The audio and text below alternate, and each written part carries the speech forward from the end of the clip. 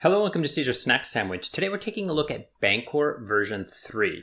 Now, I've been a fan of Bancor for quite some time. As you can see, I did do some videos a year ago and another year ago. They're smart guys. They got a good system. They've got interesting ideas. However, it just didn't stick to me. I just didn't, I didn't put my money where my mouth is. However, this new version 3 is quite clever. There's some innovation in here that really blows my mind, and it just shows how a little bit of thinking and simplicity can fix issues in DeFi quite strongly and quite drastically. So I'm going to go through, I'm going to explain this all with a flowchart, but just to give you a quick look at the UI here and just to see what kind of support there is right now. So currently there's only these 4 tokens that you can supply to version 3. However, they did say that there was like 120 coming soon or something. So you can watch out for a higher amount of, a higher list of tokens in the near future. Now these are single-sided LP provisions, so you're providing liquidity to trading, so you're getting trading fees and you're getting rewards in this BNT token, and you supply to just one side of the LP token. So it's quite clever. I'm going to use, if you want to read more, actually, I would suggest you use the Medium. The docs are not quite finished yet, but this Medium article does explain it pretty well. It's a little bit hard to read because it's all just paragraphs and key features and basically bullets, but you can try to read through this, but I think you'll understand pretty good when you watch my video, and you'll understand what's going on and so forth. And you can go in and look for the math and stuff later if you want. Okay, so let's swing over to the flowchart now, and I'll explain to you what's going on inside Bancor version 3. Okay, so here we have 2 actors inside Bancor, and we have a dollar bill here, and he has some Ethereum or one of those 4 tokens or what have you that he wants to just basically make money on. So he wants to just supply liquidity to the market and increase his tokens, right? And then we have CEAZOR over here. CEAZOR is a project owner. He owns the CEAZOR protocol and has the CEAZOR token, okay?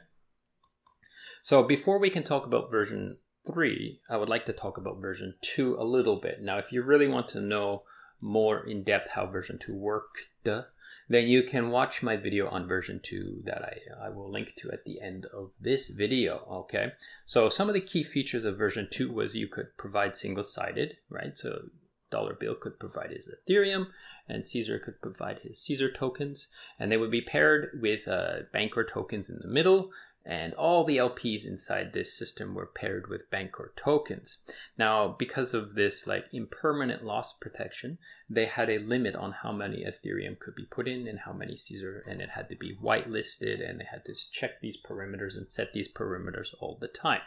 Now, the impermanent loss protection also had a 100 days of cliff, so you wouldn't have full impermanent protection until 100 days had passed.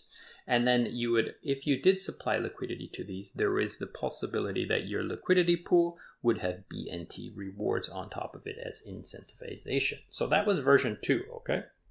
Now, swapping in version 2 had a double hop swap system. So let's say Boosted Bill has some CEAZOR tokens and he wants to dump them on the market. So he would sell them into this pool. He would get the behind the scenes, right? He wouldn't have to do this manually, but actually behind the scenes what would happen was his CEAZOR would go into this liquidity pool and swap for Bancor, and then the Bancor would then be swapped for Ethereum, and then the Ethereum would show up in his wallet, and they call this the double swap. So 1, 2, right? So let's move over to version 3. How does version 3 change all of this? So the first thing is it gets rid of the limited size, okay? They have this thing called the Omnipool, where there's just a big bag of Bancor tokens in the middle and all of the other liquidity pool tokens floating around on the outside, right? And because of this system, they don't have a limit on how much Ethereum can be supplied or CEAZOR can be supplied. So now, before, if you weren't early and you weren't part of those initial liquidity and the max got hit, you couldn't take part. But now every bit of Ethereum can just be stuck in here all the time, okay? Now, another thing, because of this impermanent loss, because of this Omnipool and so forth, the impermanent loss protection happens instantly, okay? It's just turned on immediately. You don't have to wait the 100 days. Now, there's some math about this, but I'm not going to even try to understand the crazy math that they use to figure this out, okay? Now, another thing I want to say about this is when you do supply liquidity to this liquidity pool, you get back an ERC20 token. Okay, it's like an LP token. However, it's more similar to like a vault share token. Okay, because as trading fees go on inside this pool, then this thing goes up in value. Now, this can be used in, sent out to DeFi, in DeFi Legos, in someone like maybe borrowing platforms or even other liquidity pools or whatever DeFi application decides to use these LP tokens. Now, the key thing about these LP tokens is the price is dependent or kind of pegged to Ethereum. It's not priced based on the liquidity pool because of the impermanent loss protection. So you can think of it as like it's always worth the price of ETH plus a little bit because of the trading fees. Okay, so that's kind of very interesting. So it's more like a vault share token than an LP token in the traditional sense. Okay, now there are rewards on these tokens. As I showed you, those 4 tokens that you could supply right now do have rewards, and Dollar Bill will have to come eventually sometimes and claim these rewards, these Bancor token rewards, and then do it as he pleases. He can add them to the Bancor side, or he can use it for voting and so forth, or he can sell them or do it as he pleases with these Bancor tokens that he earns. Now, there is some key difference here about version 3, and that is when you want to redeem your share token, it has a 7-day redeem cooldown. So basically, you will come to the website, you will click some button and say, hey, I want to redeem, and then you would basically be staking or locking up your share tokens, and then after 7 days, you can claim back your ETH plus the trading fees that you earned. Now, there is also a withdrawal fee of 0.25%. Now, the reason for this withdrawal fee in the documentation that I read was so to support this impermanent loss protection. So that's okay, though. Think about it. Like, if you want to, don't consider this a short-term place to park some Ethereum. Think of it more like a long-term place where you're kind of locking Ethereum for quite some time, because you don't want to pull out because of this withdrawal fee, and you will take 7 days to pull out anyways. Okay, so consider that when you're deciding whether or not you want to add any liquidity to these pools or take part in this system. Now, let's go over to CEAZOR, the project manager or the project owner of the CEAZOR shit token. Okay, so he can also provide, single-sided to the liquidity pool. So as a user or as a project manager or just basically anybody who has this CEAZOR token can provide liquidity to this pool. Now, it does need to be whitelisted, right? So the CEAZOR token does have to go through a DAO whitelisting procedure. So it's not like permissionless. Anyone can just add. Okay.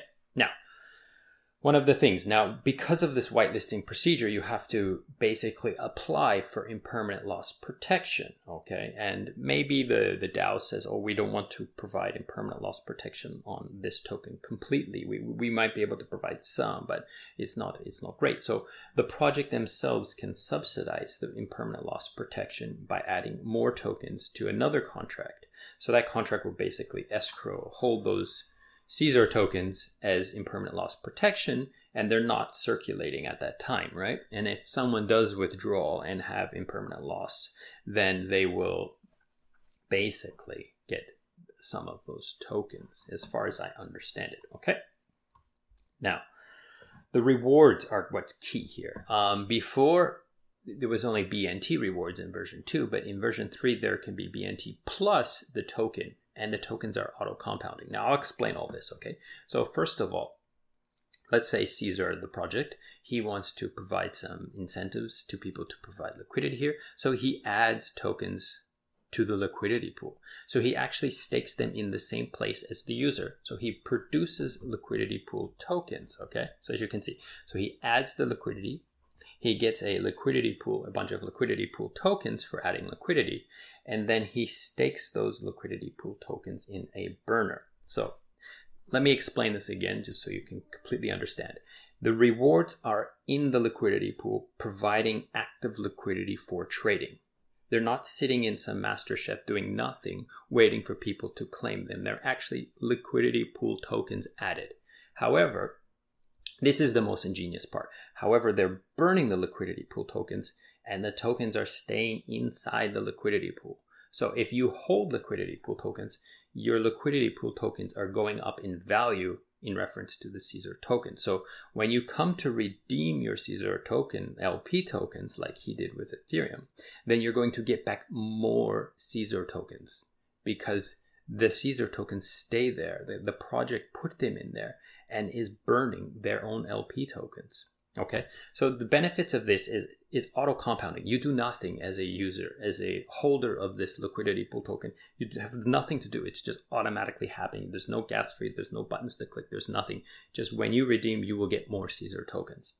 The other benefit is this, that when projects traditionally have to claim back their tokens, then they usually have to sell them 50-50 to then provide liquidity, or on balance or something like 80-20. There's usually some sort of selling of this token in order to provide more liquidity. So even the benefit, even the users, even the community members who want to add liquidity to it, but don't want to use their own money to add to the other side of the token, have to sell some of these tokens. However, here, there is no need for this. This does not happen because the tokens just stay in the liquidity. They're just already there in the liquidity pool.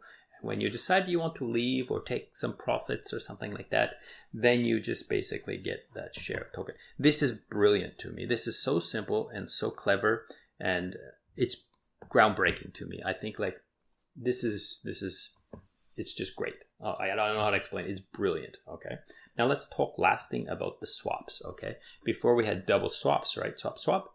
However, now when Boosted Bill wants to swap CEAZOR for Ethereum, he just adds CEAZOR to the liquidity pool vault and pulls out Ethereum. Now, these tokens are priced in Bancor tokens in the middle here of this vault, but they're not actually paired with them. So there's no need to sell CEAZOR token for Bancor and then sell Bancor for Ethereum and get your Ethereum out. It's just basically I'm adding CEAZOR to the CEAZOR vault. I'm decreasing the value of CEAZOR by adding to the supply, and I'm pulling out some Ethereum. So I'm increasing the value of Ethereum because I'm making it more scarce inside this system. So this pretty much covers what's going on here. I think these two things are quite brilliant, and I especially like this. This is ingenious, and I think it's going to probably revolution. If this catches on and a lot of people see this, it will revolutionize the Master Chef contracts, in my opinion. Like, this is so much better. It's just way better. It just makes so much more sense. Nobody has to do nothing, and you don't need to sell tokens. It's great. Anyhow, I think I've said enough. I'm pretty excited about this. I like this. I'm interested in it. I kind of wish I had a big bag of Bancor, but I don't. But who knows? Maybe I'll go out and buy some. But anyways, that's pretty much it for me, guys. So thank you so much for watching, and I hope you enjoyed this, and goodbye.